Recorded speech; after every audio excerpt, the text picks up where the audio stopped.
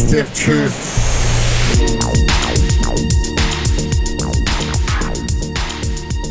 Hit it to win it.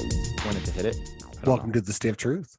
I'm Bob West. I'm here with Scott, the one and only Casanova, Scotty Bowles, Scotty the man. How you doing, Scott? I'm doing great, Bob. I am doing great.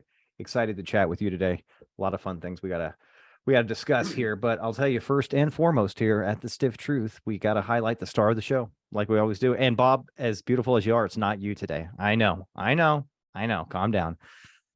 It's this lovely, pretty looking cocktail that we got today. And I'll tell you what, this one really lives up to the backbone of the show. Is this not the definition of a stiff cocktail, my friend? It's the stiffest drink we've had on the show this year. Well, considering this is our second show and it's already past the first week of March. Yeah, you're absolutely right.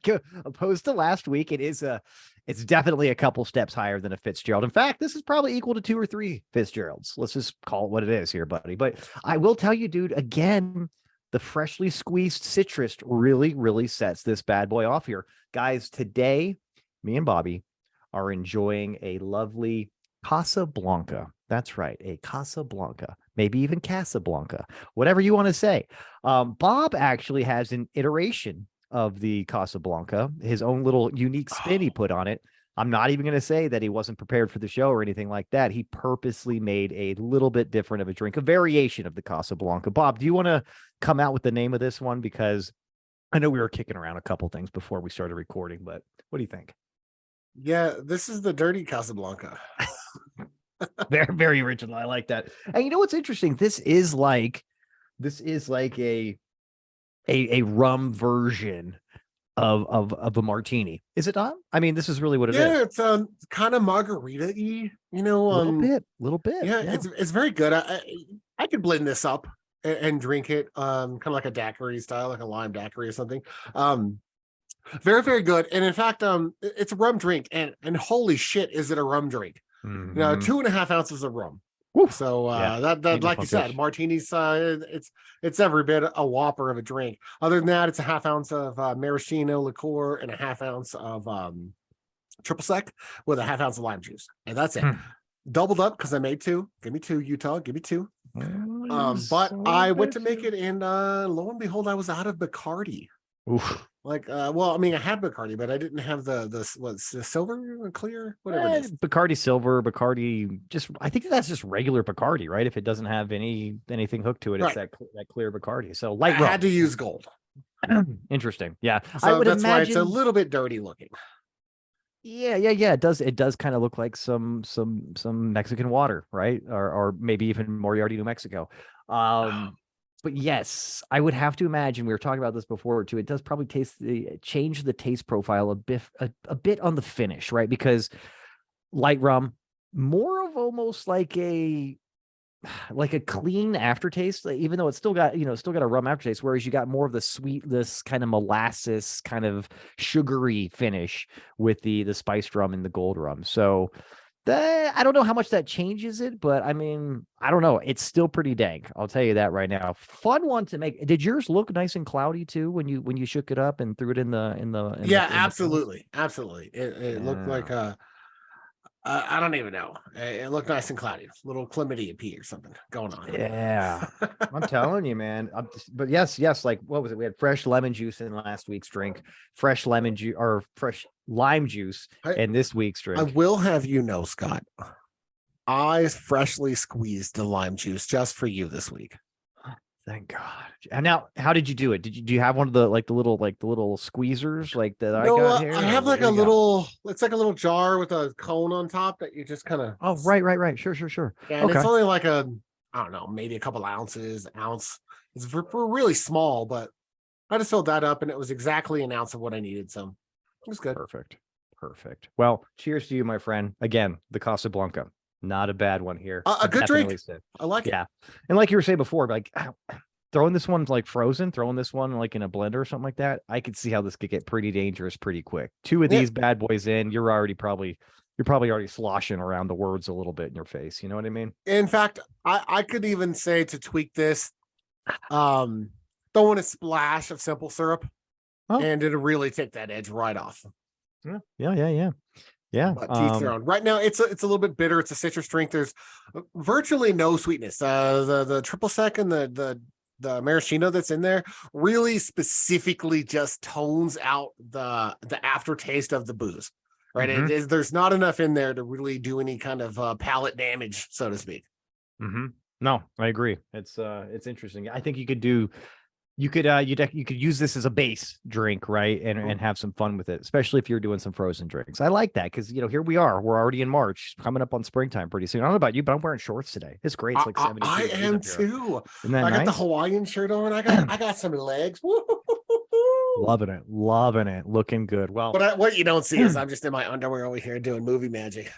Oh boy, I did see that. When you got up to fix your screen earlier, I did see the big skid mark. So I mean, I'm glad we got to see what was going on behind the movie magic. Well, Bob, I guess just to get right into it, we got some things to talk about today here, and I think first we could talk a little update.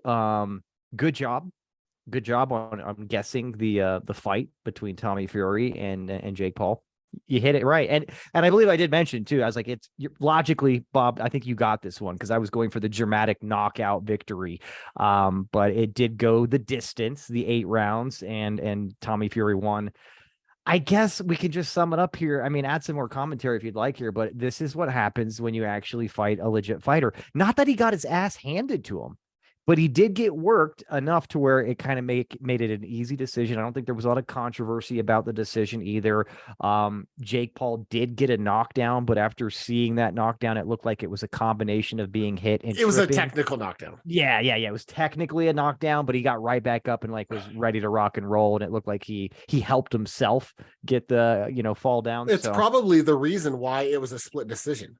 Yeah. Yeah, if you don't have that little trip up and knockdown in the 7th round or whenever it was, 6th round, I think it's very easily goes to Tommy Fury. But it happened that way. I think he got a handsome paycheck. Congratulations to Tommy Fury there. Did he end up taking that revised deal that Jake Paul was wanting to give him, the double or nothing deal? That's a good follow-up to see if that was just all lip service, or because contracts get signed and people say words all they want, but in the end contracts get signed. So I didn't see him like bust that out and then hold up a contract for him to sign, put his money where his mouth is, even though that would have been money had he been prepared for that.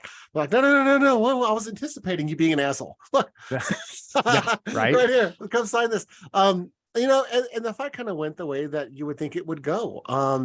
Neither one of them have knockout power, and it's just it's pretty evident, right? At least with Paul against real boxers that know how to slip jabs and play defense, right? Beyond all of that, the match and skill level, it reminded me of a run-of-the-mill Floyd Mayweather fight. Just him going defensively and just outskilling the guy, never really letting you get a solid punch on him. And that's kind of where the skill level was. Not obviously Fury is no Mayweather. Right. But the gap in difference between Floyd Mayweather's technical and defensive capabilities with most of his opponents compared to Fury as a professional, lifelong trained boxer against Paul, I think that's kind of a similar gap. And that's kind of the thinking of why I thought it'd go the distance anyway, is because he'd probably just stay away from the guy, not let him land a punch on him and make it go the distance. Yeah. Well, and I get what you're saying, though. To the novice spectator, Floyd Mayweather fights were never really exciting. You know what I mean? They were just it's like, dude, somebody get something big, something dramatic happen, get a knockout. It's just not going to happen. In fact, they're quite boring usually because he is so technically good at defense, it's good for the boxing connoisseur, not so much for the average spectator. You know what I mean? So, but yeah, I get the comparison. I like the comparison. Interesting to see, what old Paul's going to be doing next. I think now, what's weird about this, dude? We talked about it last show. He loses, he wins this last fight with Tommy Fury. There's going to be even more demand now for his next fight, regardless of the turnout of this last fight. It didn't affect it negatively at all. You can spin it and he can market it into a more of a frenzy, a marketing frenzy, just because he's like, oh, like now I'm going to go after another boxer. It's like, oh, you're going to get your ass kicked, dude, or whatever, naysayers, this and that. So it's interesting. I think again, he's gonna break records every time he goes and makes a big marquee, just big image fight like this. So interested to see what happens next. I guess we can obviously too. The other big thing this week, it interrupted my lunch one day. Alex Murdaugh. Good friend of yours, I believe, right? I think he wasn't he your attorney? Yeah, we go way back to like a week ago when I first heard of the guy. Yeah, right. Yeah. It's interesting because there's another case here that's been going on for years, really. I think it was 2019, where these high school freshmen really got kidnapped and murdered and shot to death and dumped on in the desert in the West Albuquerque, West Rio Rancho. Oh, Jesus. And it took them several weeks to find the bodies and these missing kids. And there was three older teens. I think they were 18, 19 or whatever when they did it. And that's been going on for a long time. So this trial finally wrapped up and they went to trial and then the jury deliberated over the weekend and then came back on Monday. And within a couple of hours had come out and guilty on all counts. These guys had kidnapping, murder, everything except for conspiracy to commit murder, right? These guys had the book thrown at them, right? And then they're like, well, we'll reconvene later and go over sentencing. These guys probably won't get sentenced for like 3 or 4 months, right? Because you know how it is in Albuquerque. Yeah. Murdaugh got convicted and sentenced before people had their second cup of coffee. This shit was crazy. Look at that go. You're actually that is a very good that's a very good observation, because usually legal things, it's a snail's pace, legal proceedings in general. The timeline for justice, Bob, is cruel, right? We could say in most respects. But dude, this is a double murder in South Carolina. Apparently they just don't fuck around down there. In addition to that, this guy was just, could you be any more guilty of everything? You know what I mean? Of everything. There was things that he didn't even need to confess, or I could make assumptions about a guy like this and say, you know what? He's probably the kind of guy that does not put his grocery cart back. I'll tell you that right now. Guilty as fucking guaranteed. charged. The wind is going to blow that motherfucker's cart into my car. Son of a bitch. Or his cart is probably the one that's just kind of leaking into that front parking spot right by the entrance, but it's just a little bit too far in for you to actually make it a parking spot, so you got to go somewhere else. He's that fucking guy. When you're pulling into the driving, the parking lot or whatever, and there's a cart right there that you didn't see until you're pulling into the spot, and then you stop and make your kid get out to go move it. That's Murdaugh's fault. He's absolutely. That guy. He's the guy 100%. That left that cart there for you. 100%. I'll tell you that right now. My wife asked me why did he kill his kid and his wife? And I'm like, I don't know, because he's a psycho. She's asking for the details of the case. And I'm like, I have no idea. I have not been paying attention to the details of the case. I just assumed, oh, look, this guy killed his wife and his son. What a fucking psycho. Right. And it's funny, we talked about this earlier. I gotta give my wife Jamie some mad credit, because she was I was asking the same thing, kind of what is with this guy? And she's like, no, you know what I think he did? And it's probably the most effective but utterly retarded move, is killing his family. Oh, okay. That was just the retarded count. Oh, it's true. But killing his family was literally his diversion or his smokescreen for his financial crimes. I really, and then I started to play that out in my head and I started to chuckle to myself. I was like, that's hilarious. He's like, dude, I've embezzled so much money, millions of dollars through my law office. I got to get the cops off my trail, dude. Here's what I'm going to do real quick. I'm going to go kill my wife and kid.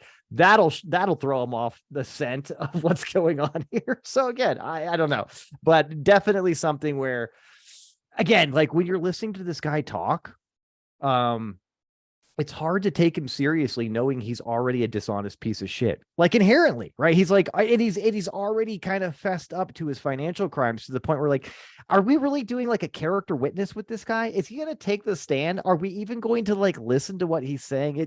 I thought it was incredible that he did take the stand. Well, you know what? He's a lawyer, right? I mean, that's his gig, right? He probably thought he could talk his way out of this. Because you have to imagine, all kidding aside, I'm sure he didn't logically and rationally sit down and say, okay, shit's getting really hot.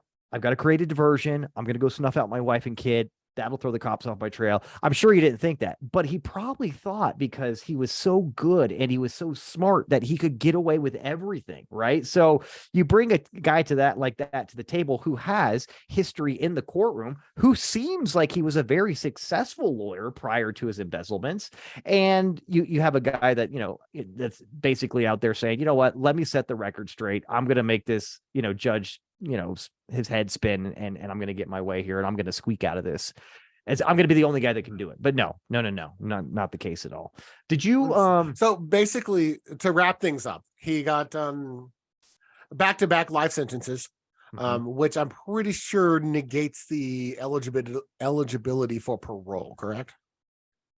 Pretty sure, because he has to serve them consecutively, right, not concurrently, right? Like he's got to do one and then it resets. And a life sentence at his age, he's almost 60 years old. It's not, let's call it 30 years even. That's 60 years. He's in South Carolina, and I know if it were me, I probably wouldn't want it this way, but I also don't murder people.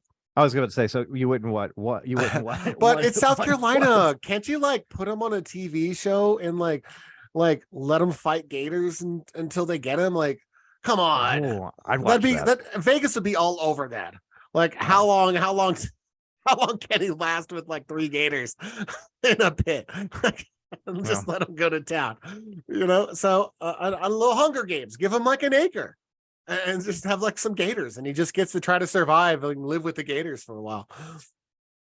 I know it probably is cruel and unusual, but only the first few times. After it's normalized, it's no longer unusual, even if it's cruel, because it has to be cruel and unusual, not or. That's true. We just got to get over the unusual part and let a few people get eaten by gators, and then it becomes a thing, and then it's just part of our society. Because you know what'll keep people from murdering people? The fear of getting eaten by gators. You would think so, right? You would definitely think so. I think in this case, it's not a deterrent. I honestly do. I think this guy's going balls to the wall. Nothing changes with knowing those type of consequences. So there's that. Funny thing about narcissism, right, is if you think you're going to get away with it, you think you're going to get away with it. If you're the smartest guy in the room, right, you're always going to be the smartest guy in the room, no matter what the penalty potentially is. I'll say this too. He may be the most cartoonish looking guy accused of murder in a long time. I mean, have you seen this guy? Like even his carrot top ginger, strange, haircut with the comb over type deal, the big the big face. I don't even know how to say it. He's got a really big face. He's all red. It's just, he looks very unhealthy, but he's imposing. I'll say that too. He is imposing. He's a strange looking, big headed guy. Okay. He looks like a cartoon character. So I don't even know how to explain it otherwise. Similar to the Fury, Paul fight. What are the odds that this guy's gonna fucking kill himself in prison the first 6 months, right? I mean, come on. This guy's staying in prison. Someone's gonna get him, or he's gonna just off himself. No way this guy's actually gonna live his days out there. I'll tell you this. I guess we could I'm a sporting man, Bob. You say you say he's gonna probably go in there, end it all. He's gonna Jeffrey Epstein himself with some sheets, right? That's what he's gonna do. I think he's gonna become the Mikolo of the prison, blood in, blood out. He's gonna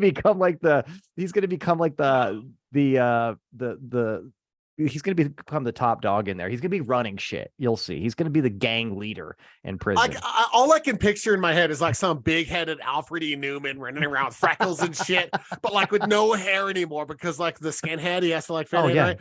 So he's just running around with a skinhead and just a big ass head and just freckles, superimposing with swastikas tattoos on his cheek and shit. It's just Alfred E. Newman running around. Maybe. What's the over under here? Let's give him. I give him a year. Okay. I think because he's such a sleazeball, I think he's going to eke his way through there. I don't think he's going to become like some kingpin in there or anything like that. But I say we're going to hear about him when we're elderly, and he's going to pass away of natural causes in prison at the age of, let's call it 84. Oh, okay. 81. He does live in South Carolina. A lot of fried food down So there. are we making an actual wager here? Because if it is, the odds got to be much, much more in your favor. So it's going to have to be weighted pretty hard.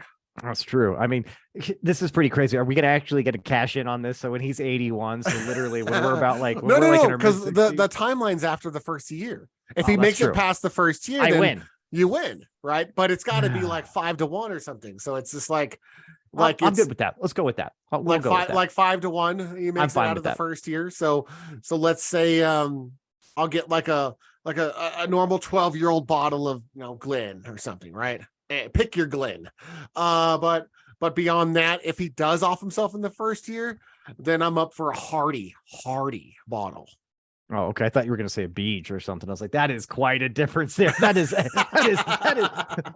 12-year bottle of Glen Lev. No. I'm thinking like a 21 year. Oh, wow. So we're getting out of the glass case at Costco is what you're saying. Yeah. No, you're going to have someone come unlock this fucker. Oh, wow. Jesus Christ. That sounds okay. Well, there it is, folks. You have it here. Stiff truth. 1 year out in 2024. We will see who is getting 3-5-23. If he makes it to 3-6-24, then the bet is done. It's been completed.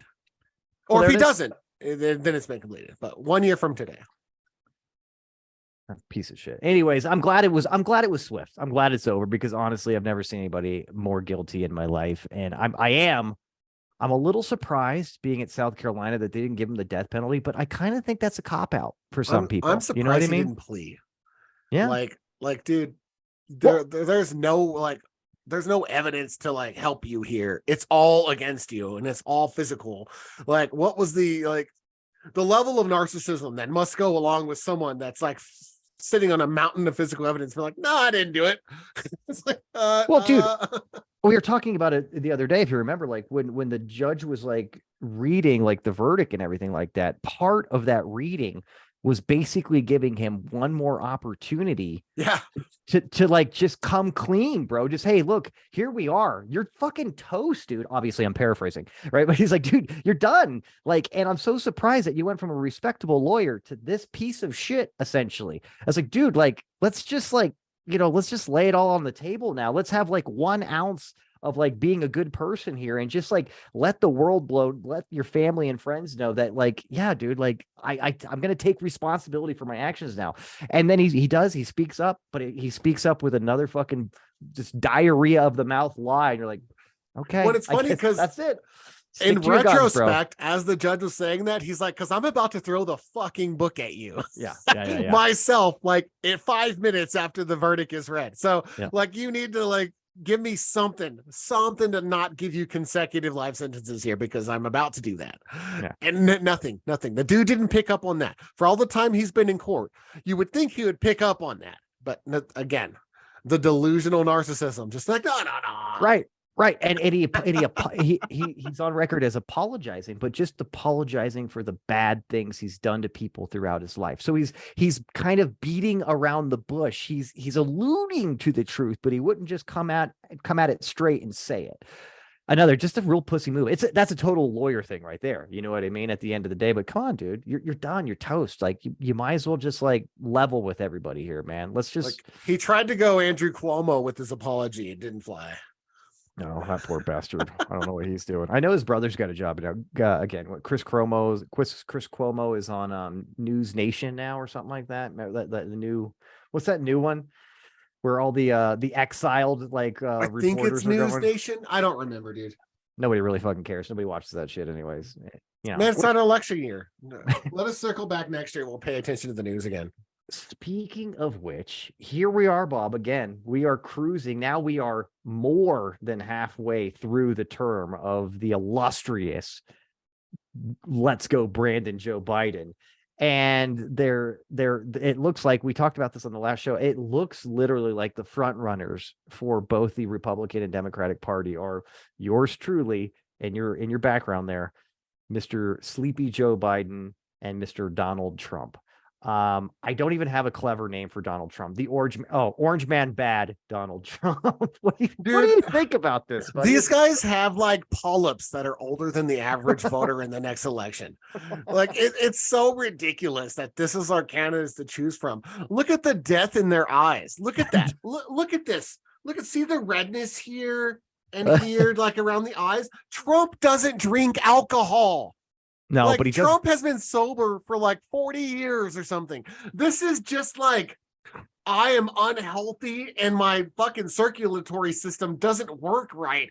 Like, this is just bad. And look at this guy. What is he looking at? Is he looking at an angel? Like, what the fuck is this? Like, these guys. Dude, we deserve better. This is like fucking retarded. Three. Give it 3, folks. Everybody, that's 3 retardeds. Make that 4. Oh my gosh, look. Retardation is not funny, Bob. Does that count? Is that 4.5? Oh, variations. I mean, you use it in an appropriate way. It wasn't derogatory in the way that you used it, so I'll allow it. You're like, hold on, I got to go to the rule book. So I'll allow it. But yeah, no, and I believe that's Biden's majestic look where he's like peering off into the sunset as his life is sunsetting. And again, we talked about this. I think the most glaring fact is just what I had brought up at the end of the last show. I think that really speaks volumes to where we're at right now. And think about this. I'm just throwing this out there. This is not going to be fact checked at all, but I think the average age of just the bodies of Congress, if you could maybe look that up, I'm probably saying it's probably in the 50s, right? If you bring in, like, there are some younger folks, there's definitely some older folks. I think you're reaching there, but let's look. All right. You can get that. But anyways, it's definitely a lot younger than 80. I'm just going to go ahead and say that. And it's crazy here. Again, going back to what we said at the end of the last show, that Joe Biden, after Jimmy Carter, God rest his soul. Okay. I have it. That was fast. Okay. So good on you. 58.4 for the U.S. representatives. And that's not bad, dude. That is a sturdy, respectable, mature man or woman, right? Or that's not whatever. bad. I think it's a little high considering the average. I would like to see that down in the lower 50s. Like 52 probably make me a little bit more comfortable because I know there's Chuck fucking Grassley in there ruining everyone's curve like the Asian kid in math. Like, so. Oh boy. So speaking of Chuck Grassley, the senators 64.3. The average age is the age of fucking retirement. You're already collecting Social Security if you're an average U.S. senator. Now think about that. Let's think about that. Why did they set retirement at 65, right? Why do they want to a lot of people want to move it down to 60 or 62, right? Why is that set up? Now, don't get me wrong. I'm not going to sit here and say people past 65 cannot run shit. They can. They do right now. I mean, that just goes without saying. But why should you be able to hang up your lifelong occupation or career at that age and move on to enjoying your quote unquote golden years? Like, hey, I put in my time. I am now going to unwind, relax, dial it down with the amount of stress and anxiety that I'm putting myself through so I can live a much longer life in my golden years. Why would we do that and then allow people to just be getting office well past that time period, knowing that these positions are probably the most stressful? I could say that, right? Probably the most stressful jobs in the world, or at least in this country, are high-ranking government officials. I'd have to imagine that, dude. Well, for the ones that, take it seriously. Yes, take their job seriously. Like, if you're going to tell me that Matt Gaetz stresses out as much as like Lindsey Graham, I'm going to tell you that's not right. That's not true. Well, and here's the thing. I don't think Matt Gaetz is a high-ranking government official. I just don't. You know what I mean? He's not. I'm talking about literally kind of we'll call them speaker up. You know what I mean? Like those kind of government officials, because that's what we're talking about. Or even committee chairs. I'd say committee chairs that lead bills through committee or not. I think that's probably a stressful job, regardless of your party, your partisan politics. Sitting at the chair of any committee, especially if it's the Commerce Committee or if it's the, what is it? the intelligence committee or the judicial, those are stressful fucking jobs, right? So I would say that too. Sure. So, but I'm just saying that it is interesting to me that that's the case, right? Like, hey, you're 65. Don't do this anymore. This is a lot of work. It's a lot of work on your body, your mind. You've done it. You've done a good job. You know, your life for like putting yourself through all that kind of anguish is over. It's over now. Go enjoy yourself, except for government officials, which also control the fate of millions of other people all the time. Let me ask you this. Please do. When would you cut them off? And would it be different for the House and the Senate and the president? You know, I don't have a black and white here. I just don't. I think as we talk about this, what about somebody like, we'll bring him up because again, we're both good friends of the show too. Bernie Sanders, right?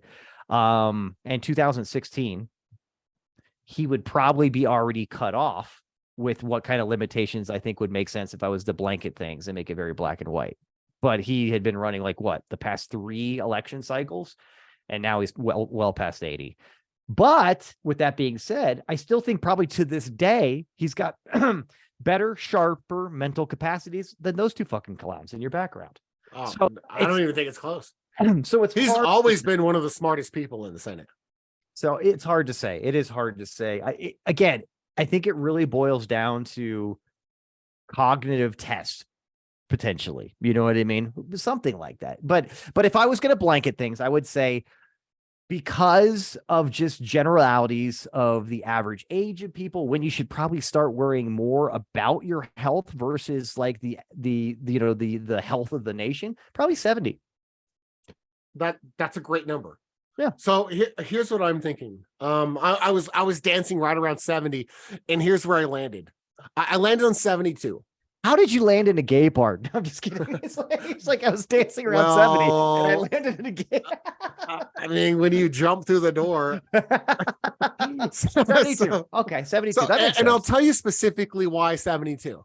Because I say that 65 is the cutoff. I'm going to go ahead and start with the House. 65 for the House. And the reason I say that is because once you're done with the House, if you still are trying to see bills through or something that's sitting on the House but not the Senate, I want to give that person one opportunity to run again, right, to be in the Senate and have that one, because Senate's 6-year sentence, 6-year fucking term in the Senate, you know, so that way they could still run for Senate one more time after the House, and then before they call it a career, so they could try to finish any unfinished business they may have, or get any bills to pass that they may have been working on for a long fucking time. Because you know how it is, when people put bills through, they sit for a decade or 2 sometimes.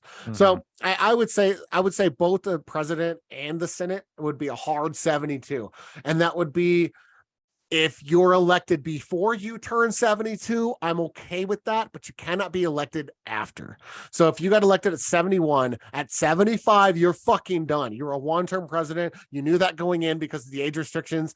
Set your predecessor up. Bernie Sanders, sorry, dude. I like some of your ideas. I think you're really sharp, but you're going to have to ghost another campaign with your ideas to your predecessor. Or not your predecessor, your successor, and give your ideas and pass them on down the line, and kind of champion someone else and campaign for them and hand off the fucking torch. These guys, look at these guys. Look at these guys. You can't fucking carry anything. You guys can't even like carry yourself to the bathroom if you have red meat. You know, it's not going to work. I can't have someone meeting like a foreign nation and be like, sorry guys, I'm a little bit late. Why? Because I have to pee. Didn't you just pee before you got here? Yeah, but you know, this prostate. Like, no.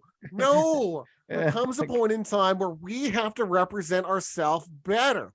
And this is not it. If these guys are running, you heard it here first. I'm not voting for either one of them.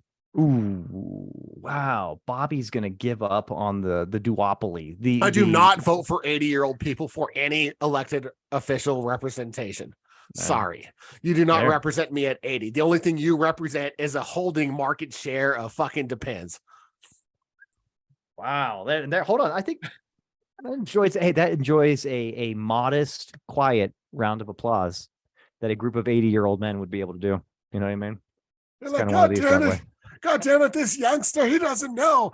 You just walked past me and shit wafted into my face. Go away. Jesus Christ, you're making it sound like every 80-year-old person is just disgusting. But no, and I'll say this too. If you're needing to schedule your third colonoscopy, you can't be president. You know. Touche. That's it. That's wait. You need your first one to run. Right? The second one, you're in your prime, but that's it. You don't make it to the third one. It's like, look, dude, you've already had 2 scopes, all right, up your ass. You're done, bro. You're done. Schedule that one, but just you can't run again once that happens. Speaking of, did you hear that Biden just had a lesion removed and it was cancerous? I heard that, and I heard that they removed all of it. Thank God. He dodged a fucking bullet. Am I right? I mean, I guess you're 80 years old. The bullets are coming, buddy. It doesn't matter, metaphorically speaking. It's Bob's like, wow, you just bought yourself 6 more months. Yeah, it's like something's gonna get you at this point. This isn't exactly Final Destination. Like once you pass 80, you're on borrowed time at that point. hey, hold on a second. Tell that to Mel Brooks, who I think is like 99 years old right now. Tell that and just had a writer's credit for History of the World Part 2. Can we pivot there? Yes. There's a History of the World Part 2, which apparently is a 4-day miniseries. I haven't seen it. You said it's on Netflix. It's on Hulu. I think it's on Hulu. I thought it was on Netflix. Well, now I'm a little bit bummed. I don't have Hulu, but I guess, you'll put it up on Plex. We'll call it fair. I'll get you there. Don't worry. I will obtain it legally and then I'll share it to you. And who's the other guy there? I think I want to say what's his name? Gene Hackman is in his 90s. Let's see how old he is, dude. I want to think he's like 90. Where is he? He is 93 years old. Pretty impressive. It's funny because he hit his prime in the 60s when he was acting. Again, acting is not being president. It's true. Then you have Clint Eastwood too, 92 years old. Pretty impressive. But you know what? You don't see these guys much anymore. They're not doing public appearances. And you're right, though. They're damn well not running shit, because I think like it's time to just relax at this age. You know what I mean? No, what it is. So back to History of the World. Can I go over some of this cast? Just so that, please do. Enlighten us. So everybody needs to know about this, Bob, not just me. We got Jake Johnson. If you don't know, he was the guy from The New Girl. Okay. We got Josh Gad, right? Okay. Love it. David Duchovny. If everybody doesn't know, dude, Josh Gad was the snowman in Frozen. What was his name? Do you remember his name? The snowman in Frozen? Olaf. That's him. Yeah, that's Josh Gad. He was also the little gay sidekick in Beauty and the Beast live action. That is Josh Gad. That's to put a incredibly talented dude. But let's keep going. Is it okay to say little gay sidekick? Is that fine? Are you okay with that? Is everybody okay with that? I think it's not derogatory. He was a gay little sidekick. He mentioned liking Gustav romantically. I mean, anyway, Danny DeVito is in this. Seth Rogen, Taika Waititi, the famed director of Thor: Love and Thunder. He was in the main boss antagonist guy in the blue shirt guy. What was that? Free Guy? Remember that? Oh, Free Guy? Yeah. That's Taika Waititi. Very talented guy. Gotcha. Johnny Knoxville. Love him. And there's a couple of names here: Dove Cameron, Emily Ratajkowski. I mean, they're just kind of chicks. They don't really have acting credits, but they're singer and models and all that. But they're just kind of chicks. You know what I mean? And there's I know there's more in here because I saw Jack Black in it, so I know Jack Black's got a credit in here. Wow! But either way, this is in episodes, and right now there's only the first episode credited on IMDb. But apparently, it's like a 4-night. They're releasing it over 4 nights. The second episode just came out, so. Either way, History of the World Part 2. This is like a big deal, right? Yeah, I think so. Absolutely. I mean, is it still linked to Monty Python? Any of those guys? Yes. Cool. I would say that it is, just because it shares the name, so you're going to have to get some legal, connection there. I would imagine, to even have the name. Yeah. But Mel Brooks has a writing credit for it, and we just talked. Mel Brooks is not running for president, but he's in his 90s. Well, it's interesting. I had to make sure too. I was like, okay, it was Mel Brooks that wrote, directed, and produced the first one, so that makes sense. Good stuff. Good stuff. Yeah, no, I'm excited to watch it. I feel like I'm behind because I'm 2 episodes back already. I like what we did there. We compartmentalized what's going on with these old politicians that are probably going to drive our country. Yeah, I'm not anti-old, Scott. I'm not. You're not anti-old president. I'm anti-old senator. I get it. 100%, bro. And I think that's a good point right there. Is we literally just did a pivot to all these great actors and just entertainers that are very elderly, that are done great things recently. But yet back to what we were talking about here with that guy with just glass in his eyes. I'm not even sure what's going on over there. So if let's switch the timeline, right? Here's our timeline. Okay. Here we go. Let's just say election time came and a Barack Obama type candidate comes out, because you know how he came kind of out of nowhere, right? He's like a 2-time senator or 1-time senator, then right to president, and just exploded on the scene. What if there's someone like that that's waiting to pop out? And I can't think of anyone off the top of my head, but that's why they come out of nowhere, right? Sure. And what if there was a candidate like that did come out? Because I don't think Ron DeSantis is it. I think that's just a different flavor of Trump. I mean, people would vote for him just because he's not Trump, but I don't think that's enough. Yeah. Right. Mm-hmm. So who would be the real Republican and Democratic candidate that could actually have a chance of getting bipartisan votes enough to get to the White House? I don't know. Like holistically and like almost like in a perfect world, delusional world, so to speak, I'd like to say that Rand Paul should be the front runner for the Republican Party, but it's never going to happen. There's too many people that too many people off. Yeah, in the establishment. Yes, he pisses too many people off. Either he's too far right or he's not right enough in the same vein, which to me is very ironic. But yet that's exactly what the Republican Party thinks. You either love him or you hate him. You're not really indifferent about the guy. So I would say he would probably be a prime candidate that should pull the most, but he just upsets too many people with a lot of money and a lot of pull, and that's not going to happen. So I don't know. I thought that Mitt Romney was going to be a good candidate, but he ran up against the Obama storm, right? And never really got another shot. But the reason I say that is because he's got enough views that cross the aisle. But I don't think in today's Republican Party, I don't think he has enough views that garner Republican votes anymore. He doesn't. It doesn't. He's not far enough right. He missed his window, and when he did have his window, he was going up. He was going up against too much of a popular, formidable opponent. You know what I mean? Like, it's like those Utah teams, right? The Jazz had Jordan, and they never got over the hump. Mitt Romney, he's never going to get over the hump. Exactly the same thing. Yeah. So I just don't think, and I'd like to say right now, I was like, well, maybe if he was the front runner for the Republican candidate, like that would tip the scales more. I don't even think he would win. I don't think he'd win the primary. He's not Republican enough. No, he's not. Which is strange, because 20 years ago he'd have been a hardliner. Well, which is weird because less than 20 years ago, he was the front runner for the Republican Party. But that's what's interesting about that. He's not a Republican enough. So you could, the goalpost hasn't moved, right, guys? On the right, he's like, we haven't changed at all.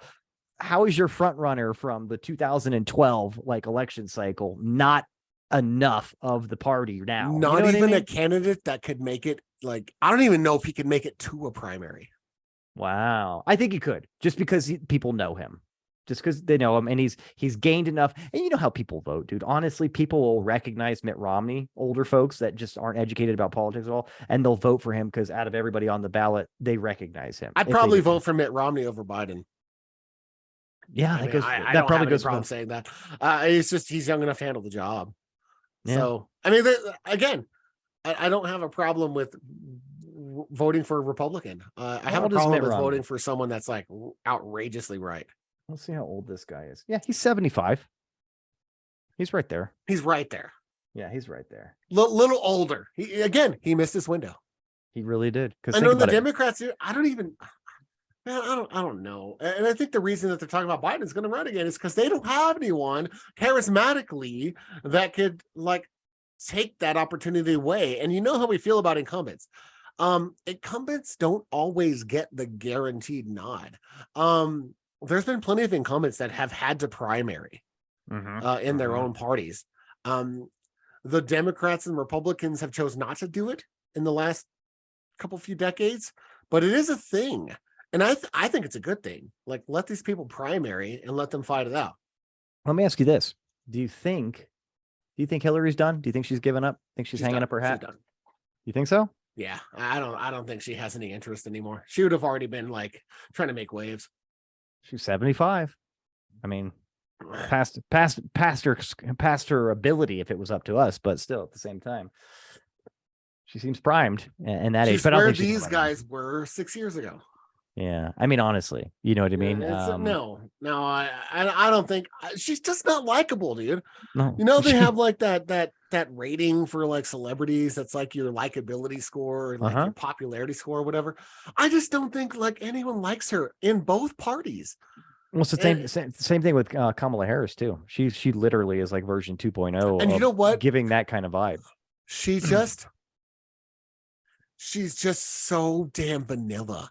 If she got fiery and angry and passionate and would speak her mind, but she's such a politician that she's like slinks into the background and rides the fence on everything, has no like really outrageous or outstanding like lines in the sand that she draws.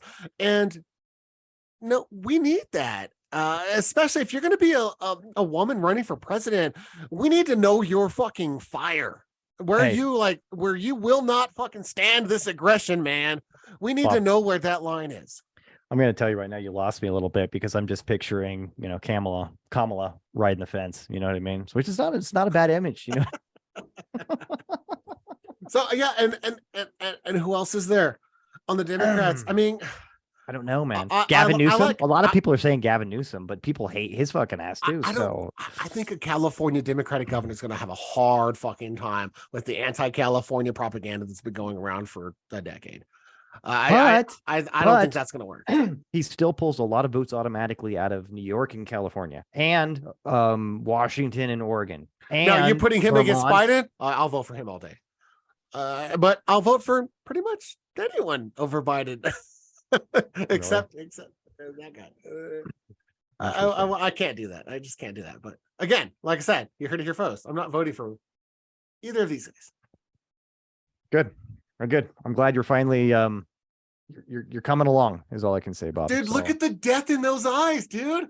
I can't trust that. There's a little bit of it. There's definitely that. Yeah, and think about it now. Both of them well into their 80s during their second term. Well into their 80s. No matter how you slice it. This is not healthy. It's not no, because then you're voting for VPs.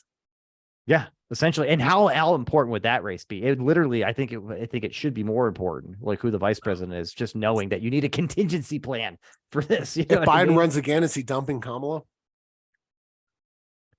I think he would need to. It's happened before. Yeah, I think he would need to. For garnishing them as many votes as he needs, I think he has to. I think he does. It'll be interesting. Well, we'll table this, Bob, because it's just gonna. It sounds like there's much more conversation to come in the coming year. Yeah, absolutely. We'll see what happens, but it does look like again that these are our guys. These are our column A, column B guys. I'll tell you what. I wanted to talk about what happened in East Palestine. I'm not quite sure. It's potato, dude. It doesn't matter. A small town in Ohio that a little over a month ago was exploded with highly toxic, radioactive style type debris from the train derailment there.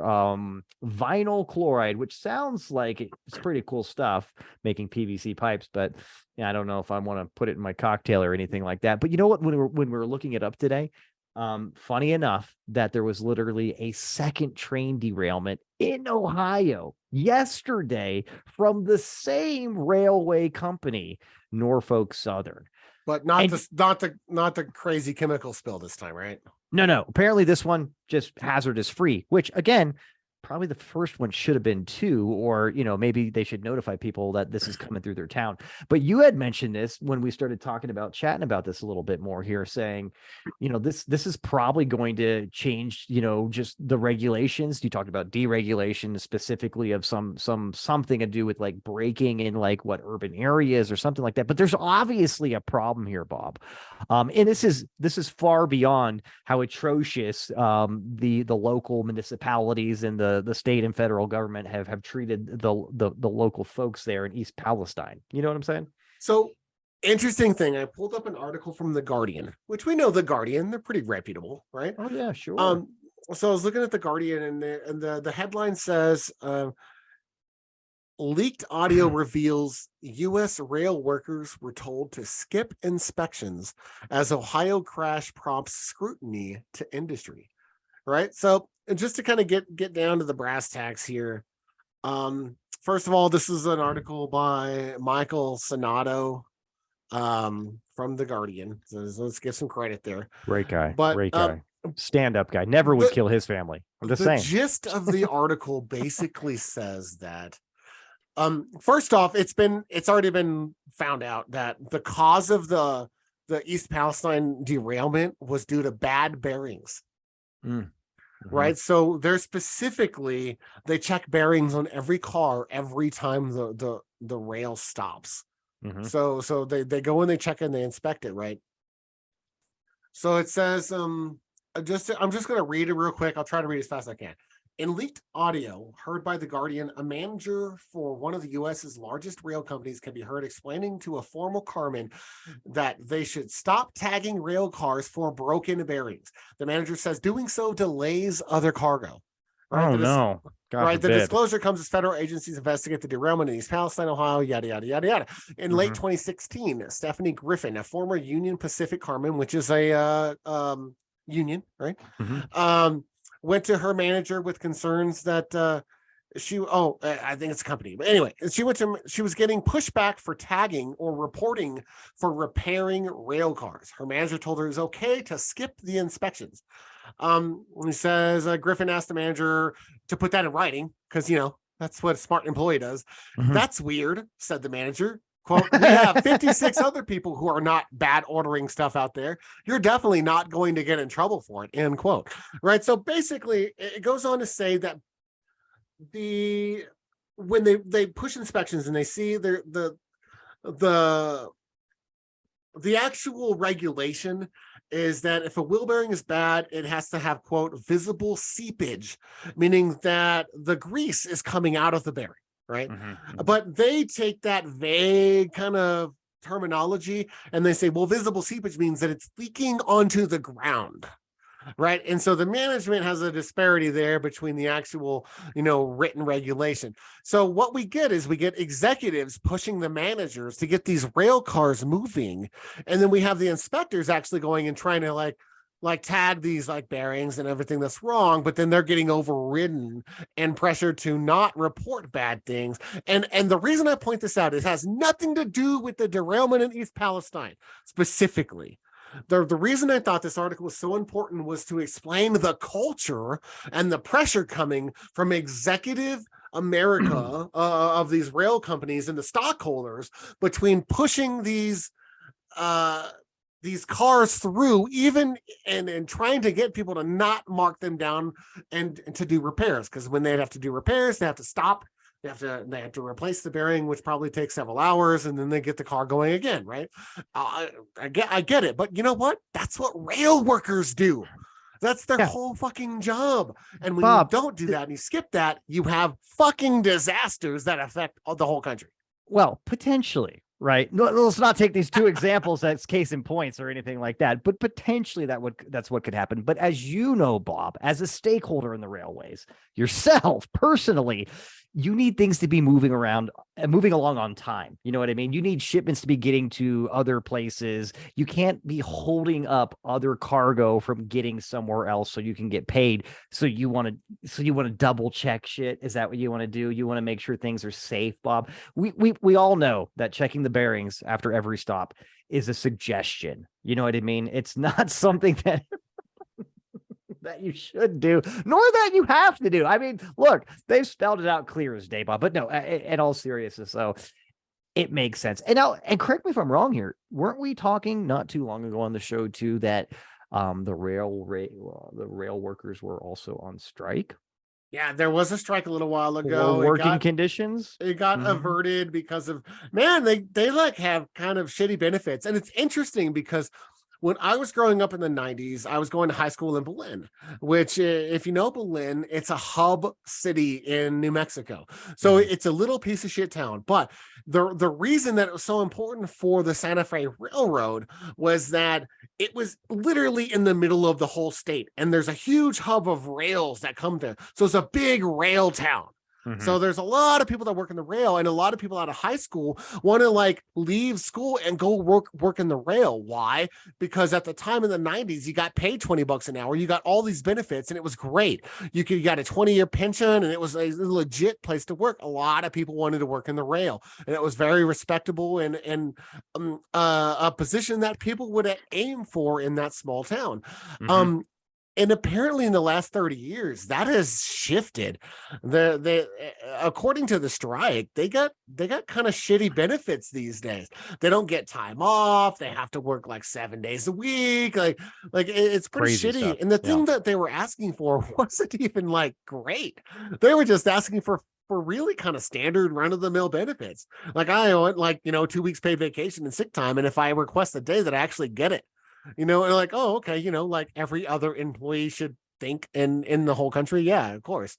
And that's what they were asking for. But you're exactly right. There was a rail strike because the rails are getting neglected. And ever since the word, as you can see from the picture behind you, to the detriment of now. I looked over there. I was like, what?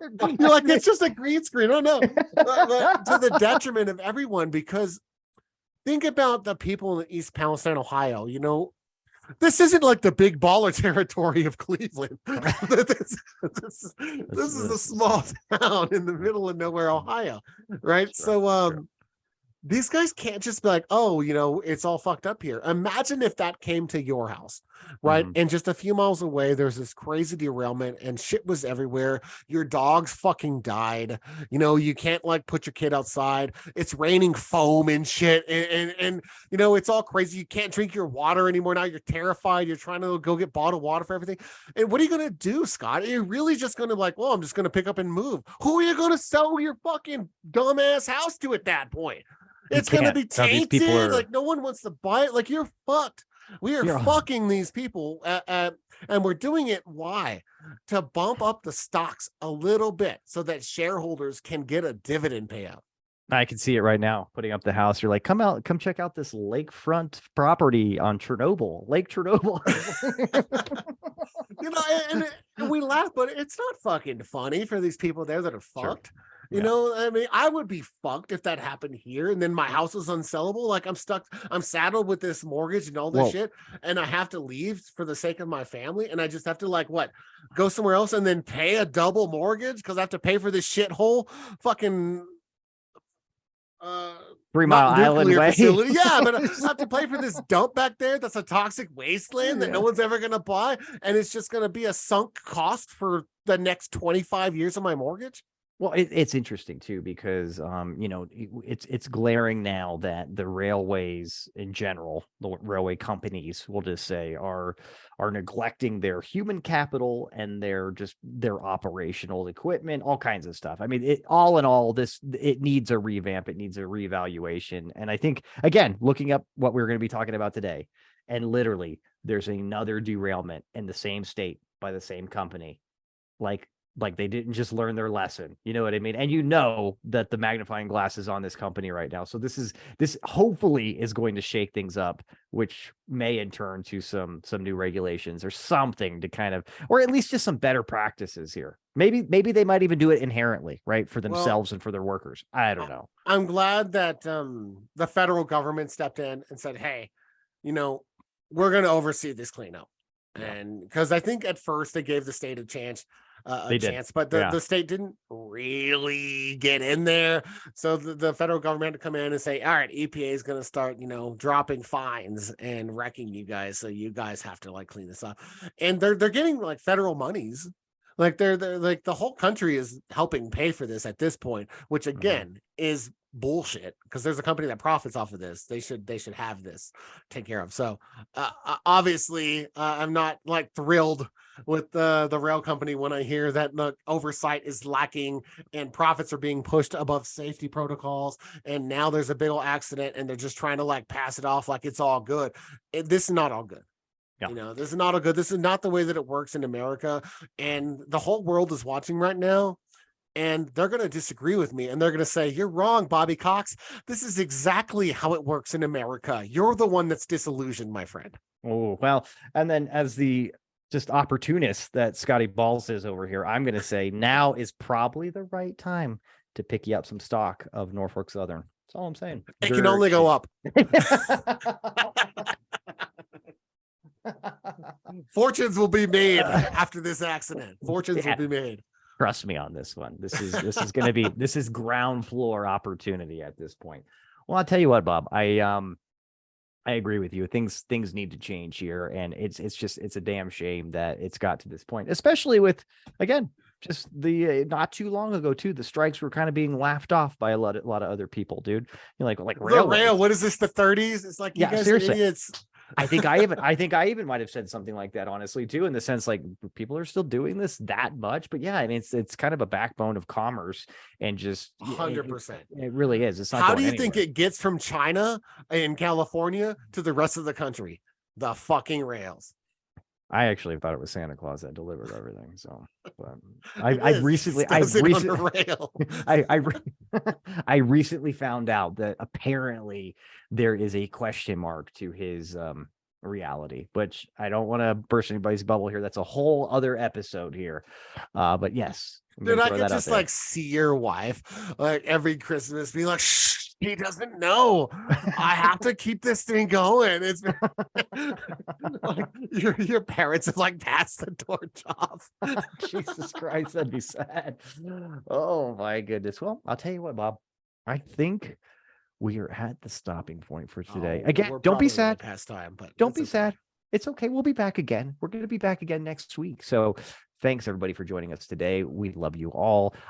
Get out there, and I'll tell you what, I am probably right after the show, Bob, going to make myself another one of these Casablancas. I might even make two. Get one to Jamie.